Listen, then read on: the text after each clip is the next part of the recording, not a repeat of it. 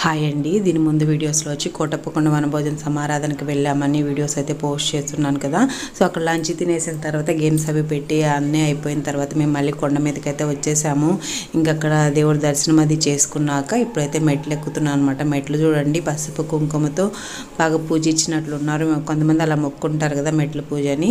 So ఇంకా మెట్లు అవి ఎక్కేసి పైకి ఎక్కామంటే కోతులు చూడండి అసలు ఎట్లా ఉంటాయి అంటే అట్లా ఉంటాయి అనమాట కోతులు. ఇంకా ఫుల్ ఇంకా పిల్లలు అయితే ఇంకా అక్కడ నుంచి ఇంకా జంప్ చేస్తుంటే వాటిని వీటిని చూస్తున్నారు. ఇంకెక్కడైతే శివుడు విగ్రహం చూడండి సూపర్గా ఉంది కదా.